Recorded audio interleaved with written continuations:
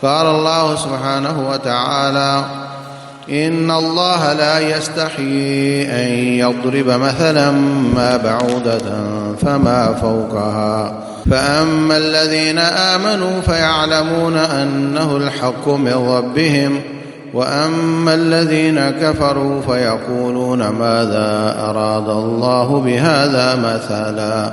محترم بھائیوں اور بہنوں، اللہ تبارک و تعالی اس کے کچھ اوصاف اور اس کی کچھ صفتیں ایسی ہیں جو مخلوق کے برعکس ہیں، اور کچھ ایسی ہیں جو مخلوق کے ساتھ لفظی اعتبار سے یا بنیادی اعتبار سے تو ملتی ہیں، مگر حقیقت کے اعتبار سے اور اس کی کیفیت کے اعتبار سے وہ بہت مختلف ہیں۔ تو جیسے اللہ تعالیٰ فرماتے ہیں میں بصیر ہوں، تو بندے کے بارے میں بھی فرمایا یہ بھی بصیر ہے، سمیع اور بصیر ہے بندہ بھی اور اللہ تعالیٰ بھی۔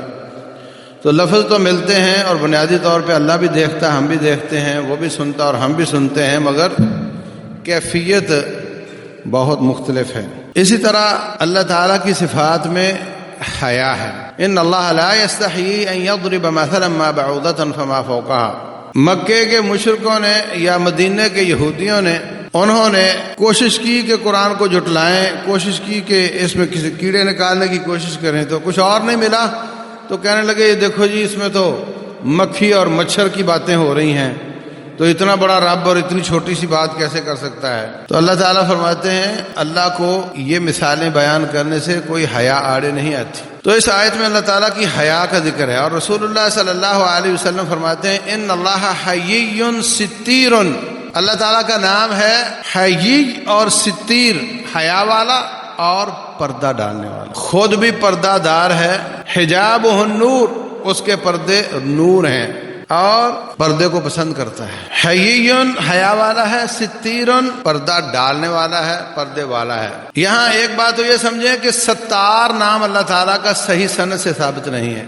عبد الستار، یہ الستار، یہ جو اللہ تعالیٰ کے نام بسا اوقات چراہوں میں اور بسا اوقات مسجدوں میں اور عمومی طور پر قرآن کے پہلے صفحے پر لکھے رہتے ہیں، یہ نام ترمذی شریف کی حدیث میں ہے، اور محدثین کا یہ کہنا ہے کہ یہ نام کسی راوی نے جمع کیے ہیں، نبی صلی اللہ علیہ وسلم نے نہیں بیان کیے۔ اس حدیث میں جو نام ہیں یہ کسی راوی نے جمع کیے ہیں، تو ان کو مزید دیکھنے کی ضرورت ہے کہ ان میں سے کون کون سے ثابت ہیں۔ ان میں ایک الرشید اور ایک الستار اور بھی ہیں، 5-4 اور ہیں جو ثابت شدہ نہیں ہیں۔ تو ستیر اللہ تعالیٰ کا نام ثابت شدہ ہے، معنی ستار اور ستیر کا ایک ہی ہے۔ اللہ تعالیٰ پردے ڈالنے والا ہے اور حیا والا ہے، بہت زیادہ حیا کرنے والا ہے۔ حیا ایک ایسی خوبی ہے کہ پورا اسلام اس میں داخل ہو جاتا ہے، سارے اسلام کے احکام حیا میں داخل ہو جاتے ہیں۔ رسول اللہ صلی اللہ علیہ وسلم فرماتے ہیں ایمان کے 70 سے زیادہ شعبے ہیں، اعلیٰ کلمۃ لا الہ الا اللہ، ایمان کا اعلیٰ شعبہ لا الہ الا اللہ پڑھنا ہے۔ ادناہا اماطۃ الاذی عن الطریق، راستے میں کوئی تکلیف دہ چیز دیکھے اس کو ہٹا دے تاکہ کسی کو تکلیف نہ ہو۔ اینٹوں کی ٹرالی گزری، اس نے 4 اینٹیں پھینک دی روڈ پر، اب سب اس کے قریب آ کر دیکھتے اور بڑے مشکل سے سائڈ سے گزر جاتے ہیں، کسی کو ہمت نہیں کہ وہ رکے اور ان اینٹوں کو ہٹا دے۔ فرمایا یہ ایمان ہے، راستے سے تکلیف دہ چیز ہٹانا ایمان ہے، یہ ادنا ہے، اور اعلیٰ لا الہ الا اللہ پڑھنا ہے۔ تو راستے سے چیز ہٹانا بھی ایمان ہے۔ فرمایا والحیاء من الایمان، اور حیا بھی ایمان ہے، اور لا الہ الا اللہ پڑھنا بھی ایمان ہے۔ حیا دل کی عبادت ہے، دل کا عمل ہے، اور لا الہ الا اللہ زبان کا عمل ہے، اور راستے سے چیز ہٹانا یہ باقی جسم کا عمل ہے۔ اس کو کہتے ہیں قولی عبادت، فعلی عبادت اور قلبی عبادت۔ تینوں قسم کی عبادتیں ایمان کا جز ہیں۔ عبادت اعمال صالحہ ایمان کا حصہ ہے۔ تو الحیاء من الایمان، رسول اللہ صلی اللہ علیہ وسلم فرماتے ہیں ان مما ادرک الناس من کلام نبوت الاولی، جو سابقہ نبوتوں سے نچوڑ نکل کر آیا ہے، یا وہ جملہ یا وہ بات جس پر سابقہ نبوتوں کا بھی اتفاق ہے، وہ یہ ہے اذا لم تستحی فاصنع ما شئت، کہ جب انسان کا حیا جاتا رہتا ہے تو پھر اس سے ہر برائی کی امید کی جا سکتی ہے۔ آپ کہہ سکتے ہیں وہ بندہ ایسی بات نہیں کر سکتا، وہ شخص ایسا کام نہیں کر سکتا۔ میں کہہ سکتا ہوں ہم میں سے کوئی چراہے میں کپڑے نہیں اتار سکتا۔ کیا چیز رکاوٹ ہے؟ حیا۔ یہ حیا ہے جو دین ہے، جو اسلام ہے، جو ایمان ہے۔ اور انسان اتنا ڈھیٹ ہے کہ اس کو جس کام کا عادی بناؤ بن جاتا ہے، فلیکسیبل ہے بہت زیادہ۔ میں نے ٹرمپ کی تقریر سنی، کہتا ہے ہم نے اتنا بڑا مارکا لڑا اور اتنے پیسے ڈالر لگا دیے افغانستان پر، تو جب ان کی عورتیں طالبان کی حکومت چلی گئی اور پھر بھی پردہ کر رہی ہیں، پھر بھی وہ چہرہ نہیں دکھاتی، تو ہمیں کیا تکلیف ہے کہ ہم ان کا چہرہ اتارنا چاہتے ہیں، پردہ اتارنا چاہتے ہیں؟ آپ سوچیں اس بات میں کہاں کہاں جاتی ہے یہ بات۔ بے حیا، خنزیر خور، بے غیرت لوگ ہیں اور لوگوں کو بے غیرت دیکھنا چاہتے ہیں، اور یہ بے غیرتی ان کا دین ہے، اس کو نافذ کرنا چاہتے ہیں۔ تو جب وہ خود نہیں کپڑا اتارنا چاہتی تو ہمیں کیا پریشانی ہے، یہ وہ کہہ رہا ہے۔ تو جب وہ نہیں اتارنا چاہتی تو ان کو کیا رکاوٹ ہے؟ جب ان کا حکمران کہہ رہا اتارو چہرے سے کپڑا اور وہ نہیں اتارنا چاہتی، ان کے دل میں ایمان ہے اور ان کے دل میں حیا ہے، اور یہ حیا پالنا پڑتا ہے، اس کا پودا لگانا پڑتا ہے، اس کو پھر پانی دینا پڑتا ہے، پھر یہ پروان چڑھتا ہے۔ آپ کبھی بازار میں دیکھتے نہیں بچی جوان بے پردہ ہوگی اور اس کی ماں نے پردہ کیا ہوا ہوگا، ماں بوڑھی جس کا پردہ اتر چکا ہے اس نے کیا ہوا ہے اور بچی نے نہیں کیا ہوا، کیونکہ اس کو حیا پروان نہیں چڑھا۔ کبھی آپ 5 سال کے بچی کا لباس دیکھو گرمیوں میں، بچہ اس کی پتلون زمین کے ساتھ لگ رہی ہوگی اور بچی کے ٹانگوں پہ 2-3 انچ کپڑا ہوگا اور بازو اس کے ننگے ہوں گے۔ 5 سال کی بچی، بس یہ وہ پودا ہے جو ایسے ہی جواں ہوگا، جب یہ جواں ہوگا اس کا بھی یہی شکل، یہی تصویر ہوگی بڑے ہو کر بھی۔ ہم اس وقت خیال نہیں کرتے بچی ہے کیا ہے، بچہ ہے کیا ہے اس کا۔ حقیقت یہ ہے کہ وہ ساتھ ساتھ ہی پروان چڑھتا ہے، وہ جسم کپڑا برداشت کرنے کے لائق ہی نہیں ہوتا۔ وہ کہتے ہیں میں جسم پہ کپڑا ٹیک ہی نہیں سکتا، میں برداشت نہیں کرتی۔ موٹی جینز برداشت کر لیتی ہے جب چست ہوتی ہے، اس میں اس کو گرمی نہیں لگتی، اور باریک کپڑا وہ جسم پر برداشت نہیں کرتی، اس لیے کہ اس نے سیکھا ہی نہیں ہے برداشت کرنا۔ اور وہ حیا والی موٹا ٹوپی برقع پہن لیتی ہے، اس کو کوئی پریشانی نہیں ہوتی، سفر بھی کرتی ہے۔ تو عزیز بھائیو، حیا ایک عظیم دولت ہے جس کو پروان چڑھانا پڑتا ہے، جس کا بچپن سے خیال کرنا پڑتا ہے۔ اور حیا کا سب سے بڑا قاتل اس وقت موبائل فون ہے، یہ سارے پردے اتار دیتا ہے، گھر کی 4 دیواری کا پردہ، اس کے بعد اس کے جسم کے کپڑے کا پردہ، ہر چیز اتار کر کے موبائل پہ تصویر کھینچو بھیج دو، وہ اپنی بھیج دے یا اپنی بھیج دے، کوئی پردہ نہیں رہ جاتا۔ سب سے بڑا حیا باختہ اور حیا کا قاتل یہ موبائل فون، یہ انٹرنیٹ ہے، یہ آپس میں رابطے کی سماجی ویب سائٹس ہیں جو تباہی پھیلا رہے ہیں۔ اور جب حیا جاتی رہتی ہے، معلوم نہیں مجھے یہ بات کرنی چاہیے کہ نہیں، جب آپ اپنے کو کہانی سن رکھی ہے کہ وہ ایک بچہ تھا جنگل میں بکریاں چرانے گیا تو اس نے ایسے ہی جھوٹ بولا، شیر آ گیا تو لوگ اس کی مدد کے لیے آ گئے تو ہنسنے لگ گیا، پھر ایک دن اس کو شرارت سوجی، اس نے پھر کہا، پھر لوگ آ گئے، لوگ پھر ہنسنے لگ گیا، تیسری بار واقعتاً شیر آ گیا اور اس نے چیخا اور وہ پکارا، مگر اس کی مدد کے لیے کوئی نہ آیا۔ یہی سیمپل ہوتا ہے جب حیا جاتی رہتی ہے۔ اور اللہ تبارک و تعالی نے جو زوجین کی محبت پیدا کی ہے، جو زوجین میں کشش پیدا کی ہے، جس کے ذریعے اگلی نسلیں اللہ تعالیٰ بناتا ہے، تو دونوں کو محفوظ باپرد رکھا ہوا ہے۔ کبھی اس نے پردے کے بغیر نہیں دیکھا، تو جب شادی کرتا ہے پردے کے بغیر دیکھتا ہے، تو اللہ تبارک و تعالیٰ وہ مطلوب کشش پیدا کرتا ہے، اس کے ذریعے اللہ تعالیٰ اپنی مخلوق کو بڑھاتا ہے۔ لیکن جس نے وہ سارے پردے پہلے ہی اتار لیے ہوتے ہیں، جو بے حیا بن چکا ہوتا ہے، اس کے سامنے اب کشش پیدا کرنے والی کوئی چیز باقی نہیں رہتی، اور جب واقعتاً شیر آتا ہے تو پھر اس کی مدد نہیں ہوتی۔ اس کا نتیجہ آپ دیکھ لو، کسی بزرگ سے پوچھو تم کتنے بہن بھائی تھے، وہ کہے گا ماشاءاللہ سے 12 تھے، 10 تھے، 8 تھے۔ دادا ٹائپ آدمی سے پوچھ لو وہ یہ بتائے گا، ابا ٹائپ سے پوچھ لو تو وہ 6-7 بتائے گا۔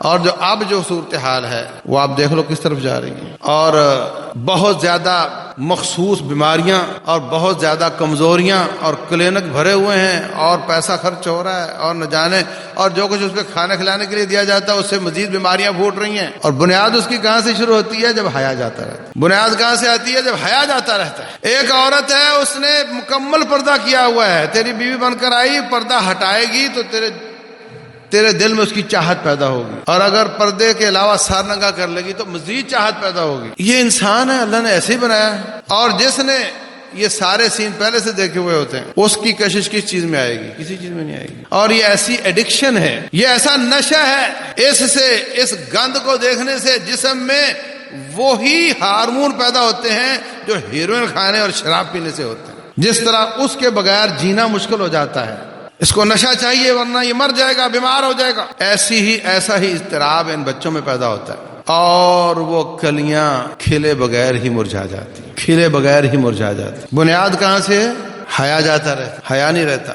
تو رب ذوالجلال حیی کریم، حیادار ہے، عزت والا ہے، کرم والا ہے، سخاوت والا ہے، ایک روایت میں یہ، اور حیی ستیر دوسری روایت میں کہ وہ بہت زیادہ پردے ڈالنے والا ہے۔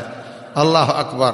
رسول اللہ صلی اللہ علیہ وسلم فرماتے ہیں کہ کوئی شخص بغیر پردہ کیے نہائے نا، یا تو دیوار کا پردہ ہو یا اس نے خود کوئی جسم پہ کپڑا ڈالا ہوا ہو، ایسے برہنہ لوگوں کے سامنے نہ نہائے۔ بالکل اللہ تعالیٰ سے حیا کرو، کوئی شخص کسی کے سامنے نہ نہائے۔ بلکہ فرمایا جو خالی پیشاب کرتا ہے، نہانا تو پورا جسم نظر آتا ہے نا، خالی پیشاب خانہ کرتا ہے اور لوگوں کی نظروں سے نہیں بچتا، فرمایا قبر میں اس کو عذاب ہو رہا ہے۔ صحیح بخاری کی حدیث۔ آپ کی سواری ڈر گئی، پوچھا یہ کس کی قبر ہے؟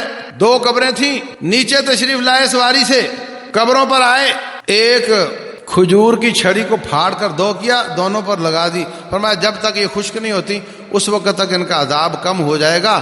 تو پوچھا گیا ان کا جرم کیا ہے؟ فرمایا ایک ان میں سے چغریاں اور لگائی بجھائی یہ کام کرتا تھا، اور دوسرا لا یستتر من بولہ، پیشاب خانہ کرتے وقت لوگوں کی نظروں سے بچتا نہیں تھا، بے حیا تھا۔ عائشہ صدیقہ رضی اللہ تعالی عنہا، ان کے گھر میں رسول اللہ صلی اللہ علیہ وسلم دفن ہوئے، پھر ان کے والد محترم اسی گھر میں دفن ہوئے، تو وہ بغیر پردے کے آیا کرتی تھی اپنے گھر میں، آ کر کے سلام کہتی تھی، السلام علیکہ یا رسول اللہ، السلام علیکہ یا ابتا، ابو جی السلام علیکم، اے اللہ کے رسول آپ پر سلام تھی۔ قبر پر یہ لفظ کہے جا سکتے، جیسے آپ قبرستان میں جا کر کہہ دیتے ہیں السلام علیکم اہل القبور یا اہل الدیار یا اہل الدیار، اور گھر بیٹھ کے یا اہل الدیار نہیں کہہ سکتے۔ ایسے ہی نبی صلی اللہ علیہ وسلم کی بھی قبر مبارک پر یہ بات کہی جا سکتی ہے، گھر بیٹھ کر نہیں۔ لیکن جب عمر بن خطاب رضی اللہ تعالیٰ عنہ ان کی بھی قبر وہیں بن گئی تو پورا پردہ کر کے جایا کرتی تھی کہ اب ایک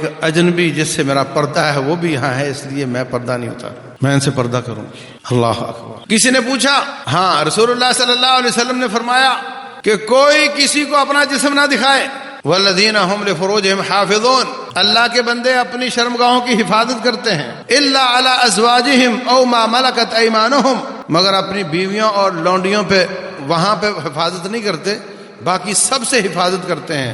فمن ابتغى وراء ذلك فاولئک هم العادون، جو بیوی اور لونڈی کے علاوہ کوئی تیسرا راستہ اختیار کرے گا وہ زیادتی کرنے والا ہوگا۔ تو فرمایا کوئی کسی کو اپنا جسم نہ دکھائے۔ ایک شخص کہتا ہے اگر ہم اکیلے ہوں کمرے میں، تو فرمایا اللہ تعالیٰ زیادہ حقدار ہے کہ اسے حیا کیا جائے، اللہ تعالیٰ زیادہ حقدار ہے کہ اس سے حیا کیا جائے۔ ہمارے معاشرے میں دیکھ لو آپ کے روڈ پر کوئی ٹائر کے نیچے بیٹھا پیشاب کر رہا ہے، اب تو کچھ بہتری آ گئی، ورنہ سندھ کے واش روموں میں دروازہ لگانے کا رواج ہی نہیں تھا۔ مسجدوں میں چلے جو بغیر دروازے کے، بے پردگی، اور یہ کوئی احساس ہی نہیں اس بات کا۔ تو عزیز بھائیوں، ہمارے ہاں یہ جو مصیبت ہے نا پتلون کی، یہ بہت بڑی مصیبت ہے، جسم کے ساتھ جڑ جاتی ہے، اگر قیام میں نہ جڑے تو رکوع سجدے میں جڑ جائے گی، مگر انسان ڈھیٹ ہے، جس پہ عادی کرو ہو جاتا ہے۔ جب انسان سمجھتا بھی اب تو یہ چلتا ہے، جب سب چلتا ہے تو پھر چلتا ہے، اور پھر چلتا ہی چلا جاتا ہے۔ عورتیں چست پجامے پہن کر، مرد چست پتلونے پہن کر، رسول اللہ صلی اللہ علیہ وسلم نے عورت کو پورے جسم کو پردہ قرار دیا ہے، سارا جسم اس کا پردہ ہے۔ مرد کا ناف سے لے کر گھٹنے تک کا پردہ ہے، جو حکم عورت کے سارے جسم کا ہے وہ حکم مرد کے ناف سے لے کر گھٹنے تک کا ہے۔ ہمارے پہلوان جسم دکھاتے ہیں، کوئی عیب نہیں سمجھتا، کوئی اس کو عیب نہیں سمجھتا۔ رسول اللہ صلی اللہ علیہ وسلم فرماتے ہیں الفخذ عورہ، ران پردہ ہے۔ تو اگر عورت باقی جسم کسی حصے کو چست لباس پہن کر اس کی نمائش کرتی ہے، بنیان پہن کر باہر آ جائے، تو کیا سمجھو گے؟ بس جو اس کو سمجھو گے وہی اس مرد کو سمجھو جو ناف سے لے کر گھٹنے تک کے حصے پر ٹائٹ کپڑے پہنتا ہے۔ لیکن یہ باتیں میری بہت اجنبی لگتی ہیں، بہت پرانے زمانے کی لگتی ہیں۔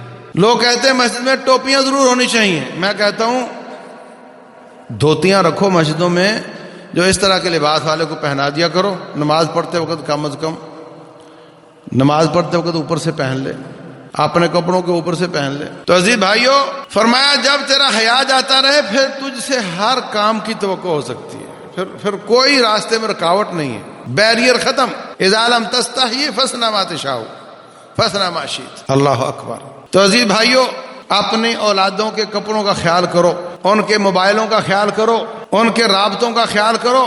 وہ پڑھنے جاتی ہے تو گاڑی والا سب سے پہلے ایک لڑکی کو جب اٹھاتا ہے، جب تک دوسری نہیں آتی وہ اس کے ساتھ اکیلی ہوتی ہے، اور جب سب کو چھوڑ دیتا ہے وہ اکیلی رہ جاتی ہے، پھر بھی وہ اکیلی ہوتی ہے۔ آپ تو یہ سمجھتے ہو کہ نہیں سب بچیوں کے ساتھ جا رہی ہے۔ یہ سب بیریئر لگائے ہیں رسول اللہ صلی اللہ علیہ وسلم نے حیا کے اوپر پروان چڑھانے کے لیے، اور جب یہ ایک ایک کر کے ختم ہوتے چلے جاتے ہیں تو پھر اس کے بعد تو آگے تو دوڑ ہی لگتی ہے۔ قانون سازیاں بھی ہو چکی ہیں، عدالتیں بھی ان کے ساتھ دیں گی، وکیل بھی ان کے ساتھ چلیں گے، مفت میں وکیل ملیں گے، بڑی بڑی تنظیمیں آپ کا ساتھ دیتی، اللہ معاف کرے۔ اگر معاملہ زیادہ بگڑ جائے تو ملک بیچ میں کود پڑتے ہیں۔ لاہور کا ایک کیس خراب ہوا، ٹیوشن پڑھانے والا لڑکا ان کی لڑکی کو لے گیا، خاندان بھی بڑا نیک تھا، بات بہت اوپر چلی گئی، مجھے اب یاد نہیں، جرمنی نے فوراً ان کو ویزے اور ٹکٹ آفر کر دی کہ آپ ہمارے پاس آ جائیں، اب وہاں رہ رہے ہوں۔ پوری دنیا آپ کے معاشرے کی حیا سلب کرنا چاہتی ہے، آپ لوگوں کی غیرت کا جنازہ نکالنا چاہتے، وہ سب غیرت چھوڑ چکے، وہ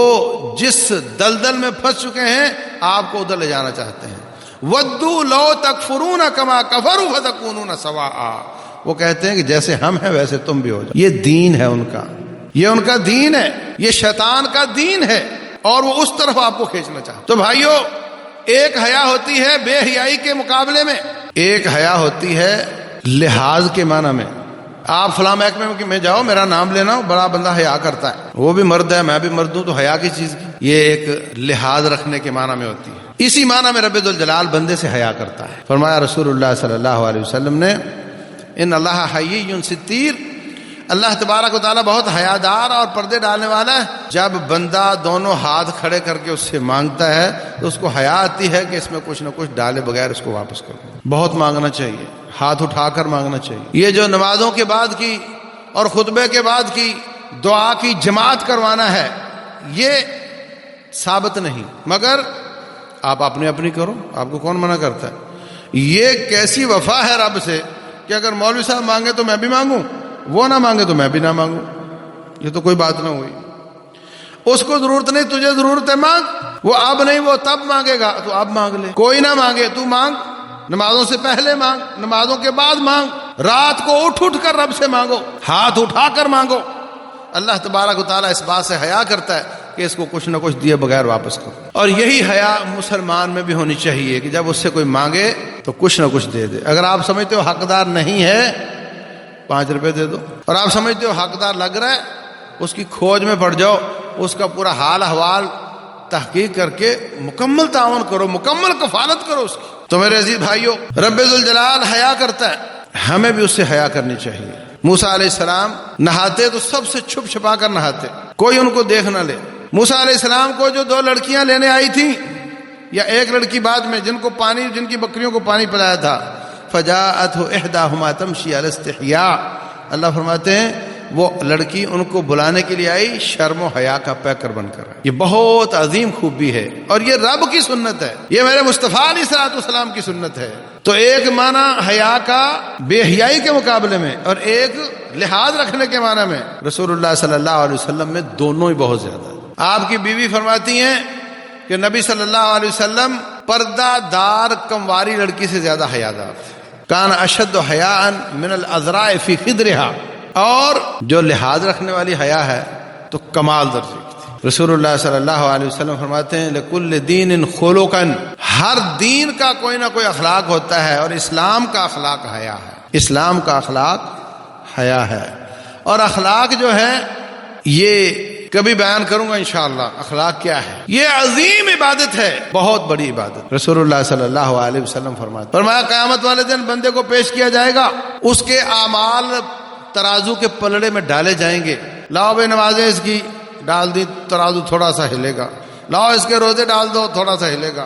لاؤ اس کا جہاد ڈال دو، تھوڑا سا ہلے گا، نیچے ہوتا جائے گا۔ فرمایا جب اس کا اخلاق ڈالا جائے گا، اگر وہ اچھے اخلاق والا ہے، جب اس کا اخلاق ڈالا جائے گا، لیس شیء اثقل فی المیزان من حسن الخلق، سب سے زیادہ جو ترازو جھکے گا جس نیکی کے ساتھ، وہ اس کا اخلاق ہو۔ اور فرمایا ہمارے دین اسلام کا اخلاق حیا ہے۔ اللہ اکبر۔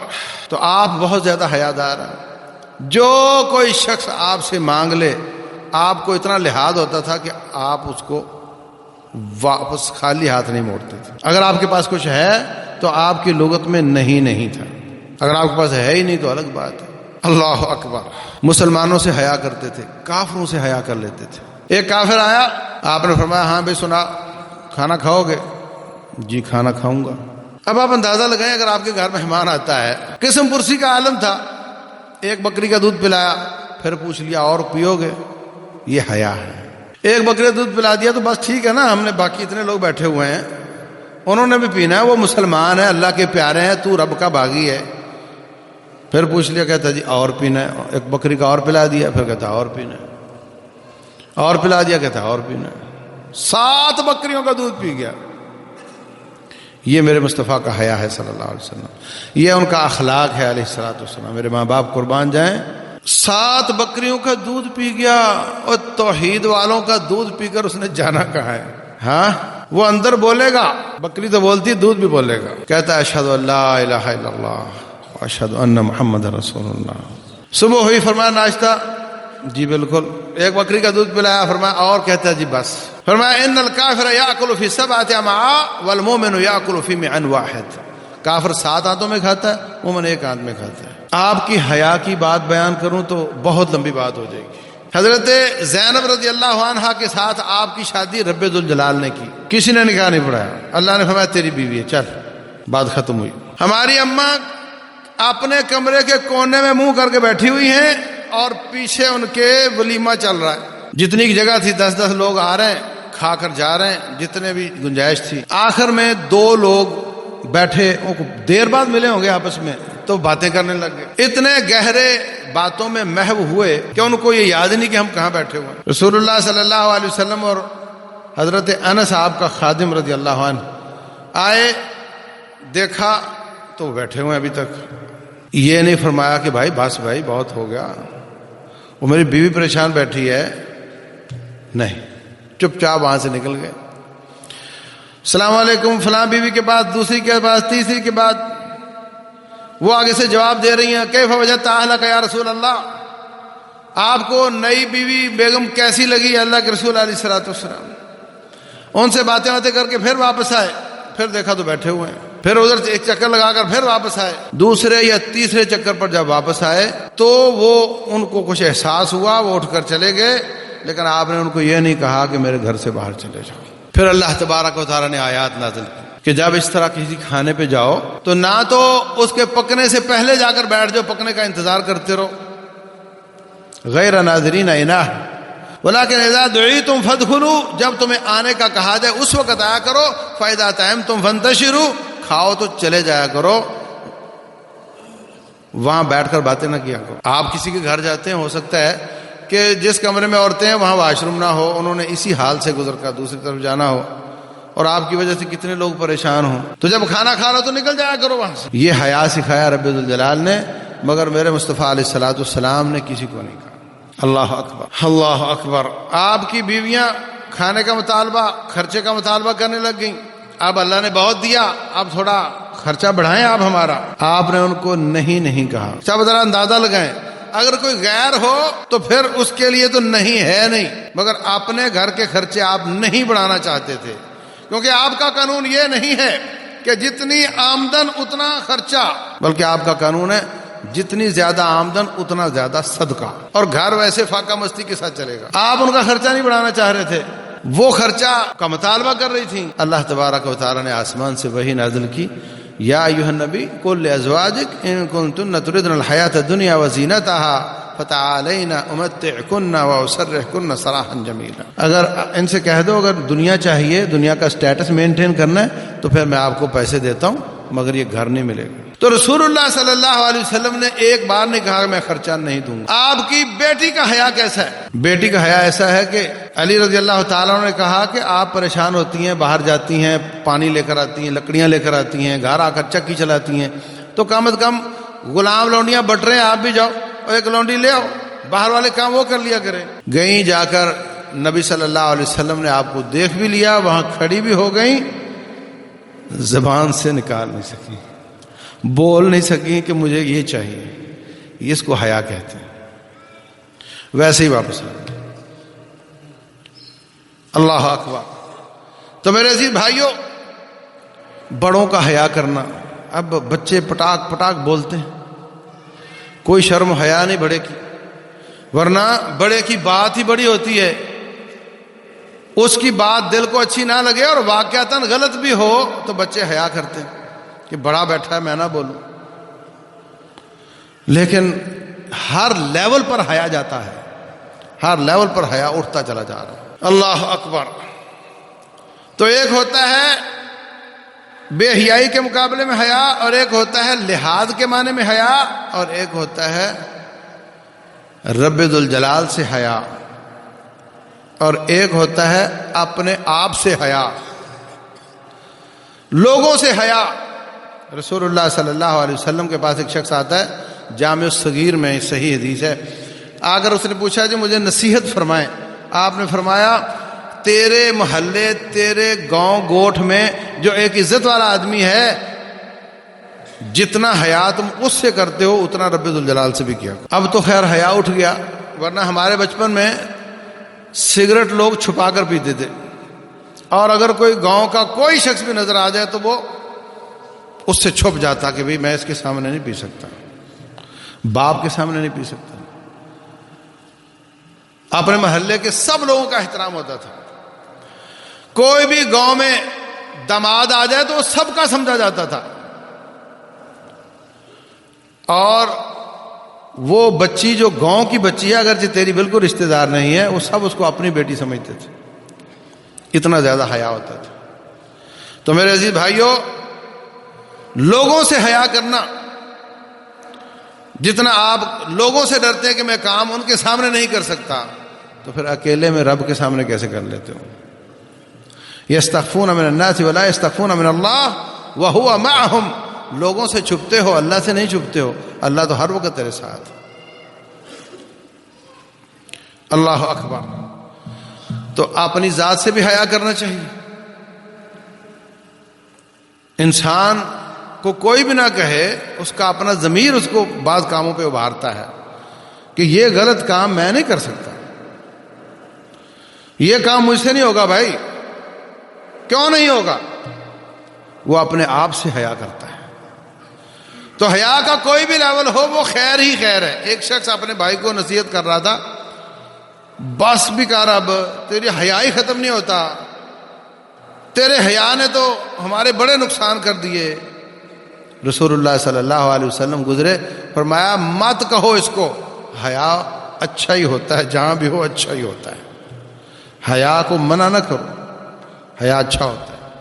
ہاں البتہ حق سیکھنے کے لیے حیا نہیں ہونا چاہیے۔ رسول اللہ صلی اللہ علیہ وسلم فرماتے ہیں، ابن ماجہ کی حدیث ہے، فرمایا کتنے لوگ قیامت والے دن تہامہ کے پہاڑوں جتنی نیکیاں لے کر آئیں گے،